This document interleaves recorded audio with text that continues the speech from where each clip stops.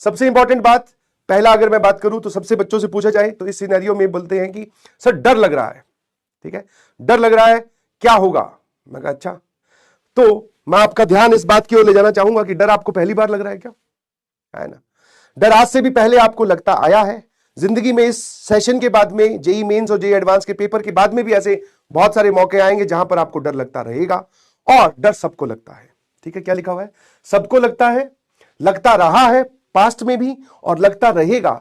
जब जब कुछ बड़ा करने जाओगे तो डर जरूर लगेगा। अगर डर लग रहा है मतलब समझ जाइए कि अब कुछ बड़ा होने वाला है। समझ में आया? और ये जो डर है ये आपको पॉजिटिवली गवर्न करने वाला है। इस डर की वजह से ही आप अपनी मैक्सिमम लिमिट अचीव करोगे, इस डर की वजह से ही आप इस खतरनाक सिचुएशन से भिड़ जाओगे, और इस डर की वजह से ही आप अपने मन चाहे मार्क्स लेकर आओगे।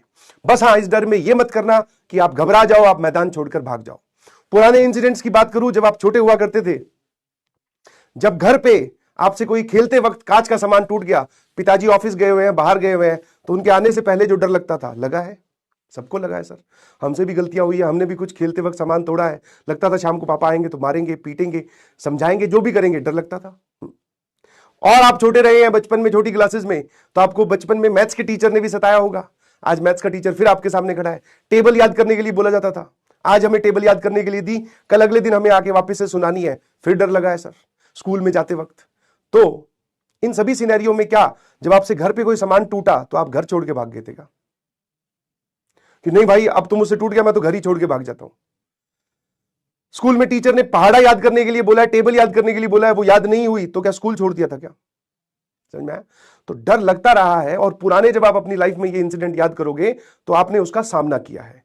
आप और मैं दोनों ही इस सिचुएशन से वाकिफ हैं कि अगर ऐसा डर लगता है तो हमने ऐसी सिचुएशन को फेस किया है सर, और अगर हम उस सिचुएशन में कॉन्फिडेंट रहें और ढंग से फेस करें तो हमारा जो परफॉर्मेंस है वो और निखर के आती है। पिताजी के सामने अपनी गलती मान लें कि हाँ मुझसे गलती हुई है, टेबल जो है वो याद करके जाएं। समझ में आया? आगे भी डर लगेगा, ये कोई आखिरी वक्त नहीं है डर लगने का, आगे भी लगेगा। आप कहां पहुंचना चाह रहे हो? आईआईटी में, आईआईटी में पहुंच गए, इमेजिन द सिनेरियो, आप प्लेसमेंट सेल में खड़े हैं। प्लेसमेंट सेल मतलब जहां पर कंपनीज आकर इंटरव्यू लेते हैं, बाहर 10-15 बच्चे खड़े हैं और आप भी उसमें से एक हो, अंदर इंटरव्यू के लिए 1 बाय 1 बुलाया जा रहा है। जैसे ही आपका रोल नंबर अनाउंस होगा, दिस फलाना फलाना रोल नंबर, अंदर आइए, तब भी आपको डर लगेगा। तो इसका मतलब यह नहीं होता है कि डर लगा तो हम वहां से भाग ही जाएं। डर लगा है तो सर इसका मतलब अब उस सिचुएशन से भिड़ने का वक्त आ गया है। समझ में आया? और कॉन्फिडेंटली भिड़ेंगे सर, और वो कॉन्फिडेंस आएगा कहां से? वो कॉन्फिडेंस आएगा जो हमने मेहनत की है उसके बेसिस पर। समझ में आया? जो उल जलूल बातें आपके दिमाग में चल रही है कि मैं भूल जाता हूं, घबराओ मत। पेपर की बहुत सारी नेगेटिव बातें हैं, तो एक पॉजिटिव बात यह भी होती है कि जो भी आपने पढ़ा है वो पेपर में जाकर याद आने लगता है सवाल देखकर। इस बात पे कॉन्फिडेंस रखिए, और ऐसा सबके साथ होता है, तो घबराने की बिल्कुल भी जरूरत नहीं है। डर की वजह से अपना पेपर खराब बिल्कुल मत होने देना। हो सकता है पेपर में आप जाओ तो आपको यह लगे, जैसे ये सब बातें आपको सोचकर, ये तमाम सवाल है मेरे ख्याल से जो आपके दिमाग में चल रहे हैं, पेपर अच्छा नहीं गया तो, सिलेक्शन नहीं हुआ तो, और सब खत्म हो गया तो। पेपर अच्छा नहीं गया ये बाहर से ही आप कैसे डिसाइड कर सकते हो? प्री अज्यूम करके ही क्यों चल रहे हो? पॉजिटिव पार्ट देखिए कि पेपर अच्छा जाएगा, ठीक है, पेपर अच्छा जाएगा, 100% जाएगा, पेपर 100% अच्छा जाएगा, ठीक है। सिलेक्शन नहीं हुआ तो कोई घबराने की जरूरत नहीं है। एकदम यहां खड़े होकर रिकॉर्डेड वीडियो रिकॉर्ड हो रही है, एकदम सदे हुए शब्दों में बोल रहा हूं कि अगर आपका सिलेक्शन नहीं हुआ तो जब सिलेक्शन होता है और सिलेक्ट हुए बच्चे के साथ हम कंधे पे हाथ रखकर फोटो खिंचवाते हैं, तो जब वो हक हमारा होता है तो सिलेक्शन ना होने पर भी तुम्हारे साथ खड़ा रहना वो भी हमारी जिम्मेवारी है।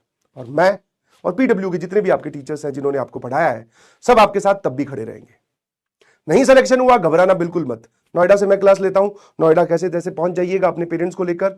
आपसे अगर सामना नहीं हो रहा है तो आप और मैं दोनों मिलकर एक साथ फेस करेंगे उस सिचुएशन को जब सिलेक्शन नहीं हुआ।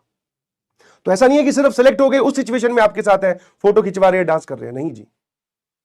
जब सिलेक्शन नहीं हुआ तो तब भी तुम्हारे साथ है, तब भी इतने ही कॉन्फिडेंस से बोलूंगा कि हाँ भाई यही मेरा पढ़ाया हुआ है, ये नहीं सिलेक्ट हुआ कोई बात नहीं, होता है, सबके साथ होता है। जब विराट कोहली इतनी मेहनत के बाद में वर्ल्ड कप नहीं जीत पाया तो मेरे ख्याल से तुम्हारी मेहनत तो उसके आगे छोटी नहीं बोलूंगा, इक्विवेलेंट ही है, नहीं समझे? तो बिल्कुल मत घबराना किसी भी एंगल से, और अपने आप को अकेला तो बिल्कुल मत समझना। हाँ ये अलग बात है कि आप और मैं कभी मिले नहीं है, तो बीच में एक ट्रांसपेरेंट सी लेयर है, ट्रांसपेरेंट नहीं या फिर एक बहुत बड़ी लेयर है जो आपको लगता है कि सर हमें जानते नहीं है तो हमारा स्टैंड कैसे लेंगे? 100% लेंगे भाई, 100% लेंगे। ये तुम्हें किसने बोल दिया कि सर तुम्हें देखते कि तुम सेलेक्ट नहीं हुए सर भाग जाएंगे? नहीं, ऐसा एटीट्यूड बिल्कुल नहीं है। समझ में आया? नहीं होगा। उसके बाद में दोनों मिलकर आगे आने वाले जीवन की रणनीति तैयार करेंगे। और हमारे पास तो सर अभी 2 मौके और पड़े हैं इसके बाद में भी। ये कोई फाइनल बैटल थोड़ी है, इसके बाद में सेशन 2 है, फिर जेईई एडवांस है।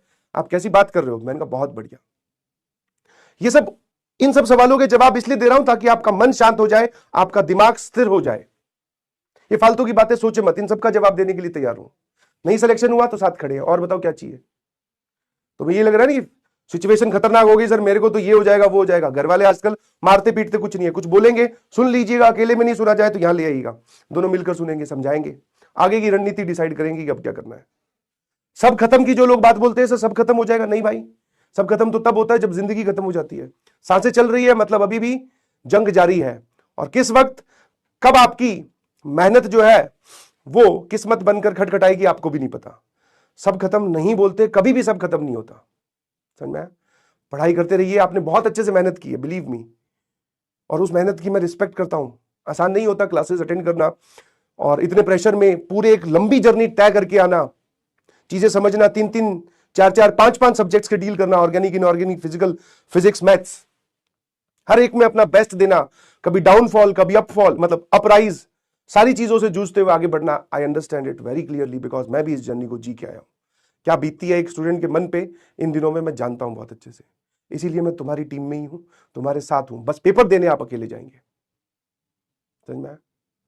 सबके सेंटर पे नहीं पहुंच सकता, बट यस सबके मन में पहुंचा हुआ हूं। ठीक है? और भाई साहब आप यार कभी तुम्हें क्लास में इमोशनल होने दिया क्या? डर कभी ऐसी कोई सिचुएशन कभी पैदा होने दी?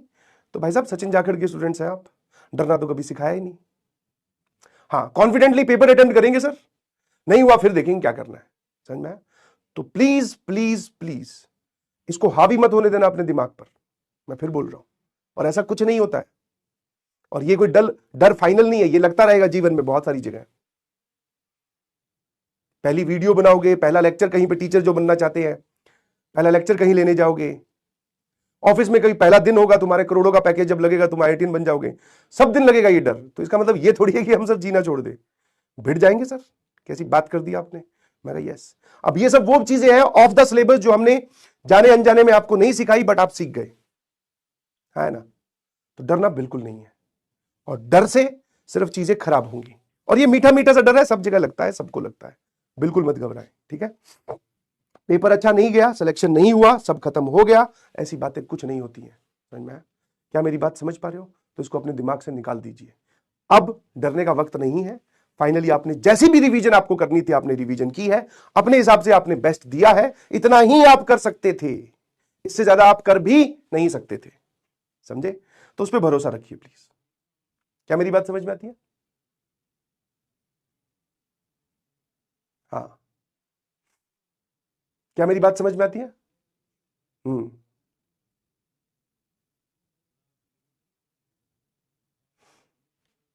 ठीक है? तो बिल्कुल नहीं डरना है, एकदम कॉन्फिडेंट रहना है।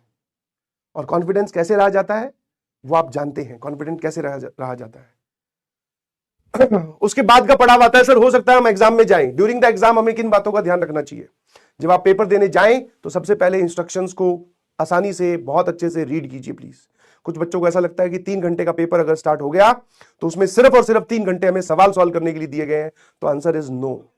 आपको उसमें इंस्ट्रक्शंस भी रीड करनी है, हर सवाल का जवाब वहां पर, correct answer, mark for review, बहुत सारे ऑप्शंस होते हैं, उनका मतलब आपको समझना है कि क्या मतलब है, ताकि आप किसी भी वजह से अपना कोई भी नुकसान ना कर ले। ठीक है? तो आपको क्या करना है, रीड इंस्ट्रक्शंस वेरी केयरफुली, जाकर इंस्ट्रक्शंस पढ़िए, कौन सा सेगमेंट कहां रखा है उन्होंने, कौन से कितने मार्क्स हैं। वैसे आपको पहले से पता है जेईई मेंस का, बट फिर भी आपको एक बार जाके पढ़ना चाहिए, हार्डली इसमें 1 या 1.5 मिनट लगेगा। आसान सवाल पहले, ये एक ऐसा मंत्र है जो कि हर एक बच्चे को दिया जाता है जिसको कोई फॉलो नहीं करता। शुरू का आधा घंटा आपका डिसाइड करेगा कि आगे आने वाला पेपर कैसे जाने वाला है। ठीक है? उस आधे घंटे में आप करीबन 5 से लेकर 10 सवाल सॉल्व कर दीजिए, फिजिक्स, केमिस्ट्री, मैथ्स को मिलाकर, और वो आसान सवाल होंगे। आसान सवाल की आइडेंटिफिकेशन कैसे करेंगे सर? आइडेंटिफिकेशन तो तब होगी जब आप पूरा पेपर एक बार देख ले। वो सवाल जो हमारे फेवरेट टॉपिक से है, जिसका हमने बहुत अच्छे से पढ़ाई की है, जिसकी हमने रिवीजन बहुत अच्छे से की है, जिसकी स्टेटमेंट दिखने में आसान है, वो सवाल हमें सबसे पहले चूज करने हैं। These are the major hint to attempt easy question first. पहले ऐसे आप 5-10 सवाल कर लीजिए आधे घंटे में या 20 मिनट में। उसके बाद में जो आप पैटर्न फॉलो करते हो, लास्ट मोमेंट पे कोई अपनी स्ट्रेटेजी चेंज नहीं करनी है कि सर आप बोल रहे हो तो मैथ सबसे पहले कर दे। नहीं भाई, जितने तूने पेपर दिए, मॉक टेस्ट दिए, उसमें जो तेरा पैटर्न रहता है वही पैटर्न आपको रखना है। कोई लास्ट मिनट पे अपनी स्ट्रेटेजी चेंज नहीं करनी है। But yes, this is the major strategy जो अगर आप फॉलो करोगे तो आपके मार्क्स जितने भी आने थे वो इंप्रोवाइज होंगे। जिन बच्चों से पेपर के अंदर जाकर सिली मिस्टेक्स होती हैं, आज भी सिली मिस्टेक हो रही है, तो उनसे मेरी रिक्वेस्ट है, तो आपको ये बात तो समझ में आ गई कि आपने मैथ्स में 20 सवाल सॉल्व किए जिसमें से 6 गलत, तो इससे बढ़िया तो ये है ना सर हम 15 सवाल सॉल्व करें जिसमें से 2 गलत हो, या फिर 10 सवाल सॉल्व करें 10 के 10 सही हो। आप एक बार इनकी कैलकुलेशन लिखकर देख लीजिए प्लीज कि एक बच्चे ने 20 अटेम्प्ट किए 6 गलत, एक ने 15 अटेम्प्ट किए 2 गलत, एक ने 10 अटेम्प्ट किए 10 के 10 सही। इनमें से कौन सी प्रॉफिटेबल सिचुएशन है? तो जिनसे आज भी सिली मिस्टेक हो रही है, पहले ही अपने आप को समझाइएगा, पेपर में सबसे बड़ा साथी आप अपना खुद होंगे। मैं वहां आपके बगल में आकर बैठ नहीं सकता, आपके बगल में आकर समझा नहीं सकता। अगर मेरे पास ये शक्ति होती या मुझे अलाउड होता तो मैं जरूर आके बोल देता कि बेटा इस सवाल में अपना टाइम वेस्ट मत कर, आगे तेरे पेपर में बहुत सारे सवाल इंतजार कर रहे हैं, वहां पहुंच, उनको सही कर, ईगो पे मत ले अपने बात।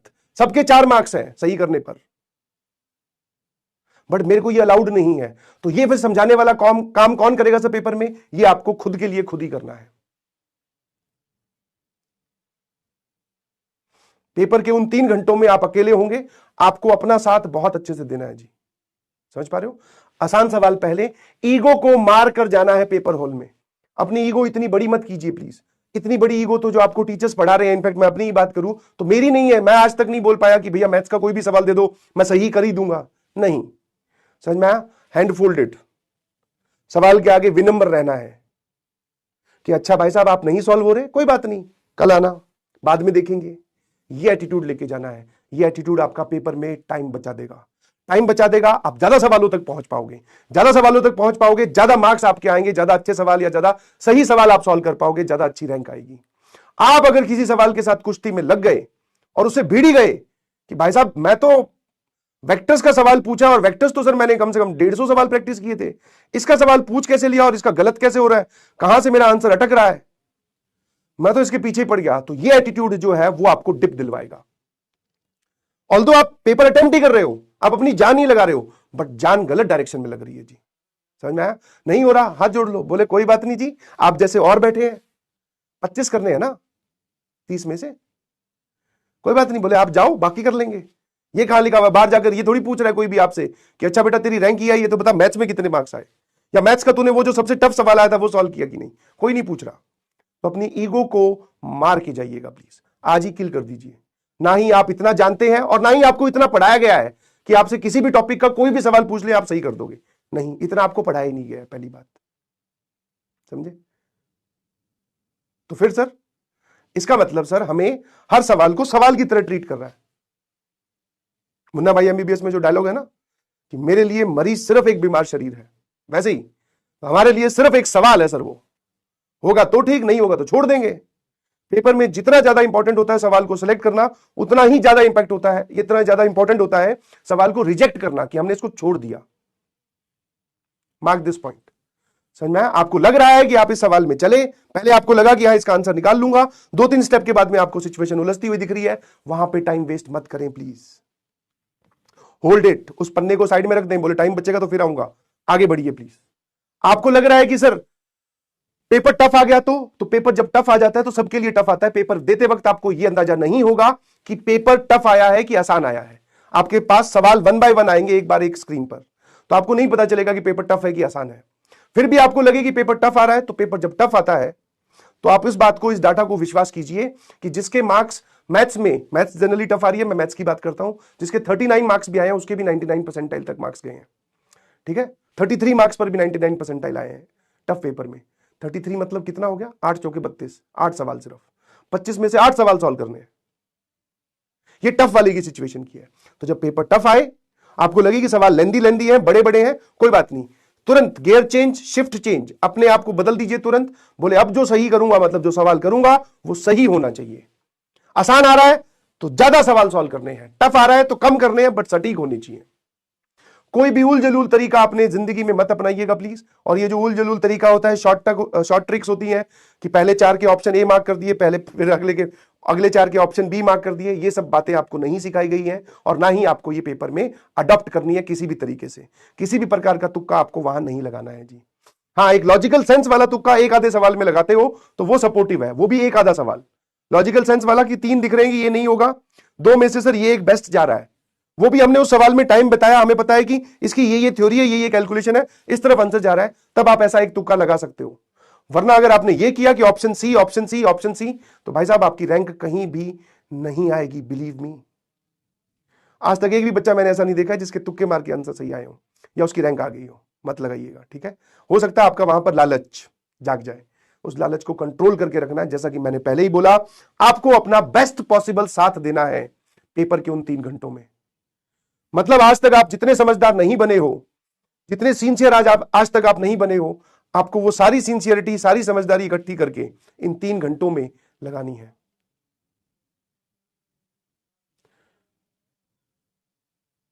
समझ में आया कि नहीं समझ में आया? आपका बच्चों का नेचर है, वोलेटाइल नेचर है, चुलबुला नेचर है, बहुत जल्दी घबरा जाते हो, कोई बात नहीं। अब आपको एक बड़े आदमी का नेचर, मैच्योर एक पर्सनैलिटी वहां पर रखनी है कि कोई बात नहीं, ये 2 सवाल नहीं सॉल्व हुए, कोई बात नहीं, दूसरे आगे वाले करता हूं, कौन से आसान है उनको पहले करता हूं। सचिन सर ने या हमारे तमाम टीचर्स ने हमें ये बोला है कि पेपर में आसान सवाल होते हैं, बस आप वहां तक पहुंच नहीं पाते। तो इतनी बार वो बात बोली गई है तो पक्का उस बात में कुछ ना कुछ सेंस होगी। जरूर इस पेपर में भी कुछ आसान सवाल आए होंगे जो मेरे लिए डूएबल है, जो मैं कर सकता हूं। लेट मी चेक कि वो कहां बैठे और उनको ढूंढकर पहले उनको निपटाऊं। ये मैच्योरिटी आपको पेपर में लेके जानी है। और जितनी भी बातें मैं कर रहा हूं, this is of the syllabus, ये सिलेबस से रिलेटेड बातें नहीं है, क्योंकि अब सिलेबस का रोल रह भी नहीं गया, अब रह गया आपकी मैच्योरिटी का रोल, है ना। क्या मेरी बात समझ में आती है? क्या मेरी बात समझ में आई? ठीक है। अगर क्वेश्चन ना सॉल्व हो रहे हो तो मान लो इतना सब समझाने के बाद में भी फिर भी आप एक सवाल में भिड़ गए, वो नहीं सॉल्व हुआ, दूसरे से भिड़ गए, वो नहीं सॉल्व हुआ, तुरंत अपनी जगह चेंज कीजिए प्लीज। हाँ, पेपर में एक सब्जेक्ट में भी 2-3 जगह होती है, स्टार्टिंग से, मिड से, लास्ट से, और वैसे भी 2-3 जगह होती है सर, फिजिक्स, केमिस्ट्री, मैथ। तो जहां पर आपसे क्वेश्चन नहीं सॉल्व हो रहे हैं उस चीज को छोड़िए, उस जोन को छोड़िए, वहां से निकलिए, दूसरी जगह जाइए प्लीज। जोन स्विच करना सीखिए प्लीज। ऐसा नहीं है कि फिजिक्स पहले करता हूं तो फिजिक्स के सारे सवाल पहले ही करूंगा, हो सकता है फिजिक्स टफ आ गई हो, तो मैं एक इमेजिनरी सिचुएशन की बात कर रहा हूं। तो अगर आपसे सवाल नहीं सॉल्व हो रहे हैं, तुरंत अपनी जोन चेंज कीजिए। मेरी ये बात याद रखिएगा परसों तक या अपने पेपर तक, कि सर ने बोला था कि अगर सवाल नहीं सॉल्व हो तो जोन चेंज कर लो। फिजिक्स में हो, स्टार्टिंग में हो, पहले 5 सवालों में हो, आखिरी के 5 पे चले जाओ। आखिरी के 5 में नहीं बन रही बात, केमिस्ट्री पे चले जाओ। केमिस्ट्री में नहीं बन रही बात, मैथ्स में चले जाओ। जगह है जहां से आप एक बढ़िया टेक ऑफ, एक बढ़िया स्टार्ट ले सकते हो। बस हो सकता है आप गलत रनवे पर या गलत जगह खड़े हो, समझ में आया? और एक बार सवाल सॉल्व होने लगते हैं तो होते ही जाते हैं। और हो सकता है बीच में 4-5 सॉल्व हुए, फिर 1-2 नहीं हुए। उन 1-2 के ना होने से अपने आप को डिप्रेस, डिमोटिवेटेड मत फील करना प्लीज, क्योंकि उससे सिर्फ टाइम वेस्ट होगा, आपको आगे बढ़ते रहना है। And there are some questions in the paper जिस पे आप हाथ डालो तो हो सकता है वहां पर कैलकुलेशन करनी पड़े, वो सवाल 3 मिनट से बड़ा सवाल हो, तो कोई बात नहीं, ऐसे सवालों को लास्ट में लीजिएगा। एक बार लग रहा है कैलकुलेशन बढ़ी जा रही है, उस रफ पेज को साइड में रख दो, बोले इसकी कैलकुलेशन इसके आगे बाद में करूंगा, पहले आसान निपटाता हूं। फिर जैसे ही 1.5 घंटा या 1 घंटा हुआ या सवा घंटा या 1.5 घंटा हुआ, उसके बाद में फिर कैलकुलेशन वाले सवाल वो करो पूरे, उनके आंसर तक पहुंचिए प्लीज। समझ में आया? अपने दिमाग में प्री अजम्पशंस बिल्कुल मत लेके जाइए कि जितने सवाल आएंगे वो सारे सर टिक टिक टिक वाले होंगे। नहीं जी, कैलकुलेशन करनी पड़ सकती है, कहीं में लेंदी कैलकुलेशन भी जाती है, वो भी करने हैं। कैलकुलेशन लेंदी होने का मतलब ये थोड़ी सवाल डिफिकल्ट है, टाइम टेकिंग है, तो उतना टाइम आप उसको दो। क्या मेरी बात समझ पा रहे हो? घबरा गए या नेगेटिव थॉट्स आने लगे तो टेक ए ब्रेक। पेपर में टॉयलेट जाना सबका अधिकार है और सबको अलाउड होता है। ब्रेक लीजिए, बढ़िया सा पानी पीजिए, अपने आप को समझाइए, लंबी सांस लीजिए, अपने पेरेंट्स, अपने टीचर्स का चेहरा इमेजिन कीजिए, वो माहौल इमेजिन कीजिए जब आपका सिलेक्शन होगा घर पे, और वो दिन याद कीजिए जब आपने स्टार्ट की थी ये प्रिपरेशन, क्या सोच के स्टार्ट की थी, क्या आपका मोटिवेशन लेवल था, क्या आपका एंथू था। अब वो सारी मेहनत आप इन 3 घंटे में सर नंबर्स में कन्वर्ट करने वाले हो। तो किसी वजह से घबरा गए, नेगेटिव थॉट्स आने लगे, टेक ए ब्रेक। वो चाहे ब्रेक 3 मिनट का हो, 2 मिनट का हो, घबराना बिल्कुल मत। वो ब्रेक जरूरी है, क्योंकि वो हमें उस नेगेटिविटी से बाहर निकाल के लाएगा। फिर से वापस आकर बैठो, पेपर में 100% ऐसे सवाल हैं जो आप सॉल्व कर सकते हैं, जितना आपने पढ़ा है उसके बेसिस पे। क्या मेरी बात समझ पा रहे हो? यस और नो? है ना, है ना। और बाकी पेपर में कुछ पॉजिटिव बातें होती है, पेपर में से सवाल ही इतने होते हैं कि हमारा दिमाग उनमें इंगेज हो जाता है। ये सब ऐसी चीजें आती नहीं है, वैसे ये सब चीजें आती नहीं है, बट फिर भी अगर आ जाए तो मैं आपको बता रहा हूं क्या करना है। ठीक है, पानी पीना है, सूसू ब्रेक लेना है, टॉयलेट ब्रेक जाइए, टॉयलेट तक जाओगे, इधर उधर की चीजें देखोगे, अपने आप को समझाओगे तो आपको अच्छा लगेगा। फिर से पेपर में आके बैठिए, फिर वापस से वहां से कहानी स्टार्ट कीजिए। वो ये तब मूवमेंट है, ये कब करना है आपको, जब आप एकदम घबरा जाओ, बोले अब नहीं पता चल रहा क्या होगा, जोन स्विच कीजिए प्लीज, है ना। और ये सारी बातें जो मैं बोल रहा हूं इन्हीं शब्दों में अपने साथ पेपर में लेके जाइएगा प्लीज, ये बातें सच में आपकी मदद करेंगी, है ना। और अपनी मेहनत पे विश्वास रखिएगा प्लीज, 100% मैं बोल रहा हूं। ठीक है, सभी सवालों के जवाब एकदम क्लियर है। पेपर टफ आया तो आपको सवाल कम करने हैं, बट वो सटीक सही होने चाहिए। अगर क्वेश्चन ना सॉल्व हो रहे हो तो जगह बदल लीजिए प्लीज, स्टार्टिंग से कर रहे थे एंडिंग से करो, उसमें अभी भी नहीं सॉल्व हो रहे, सब्जेक्ट चेंज कर लीजिए, केमिस्ट्री पे चले जाओ, मैथ्स पे चले जाओ। घबरा गए तो टेक ए ब्रेक, यस और नो।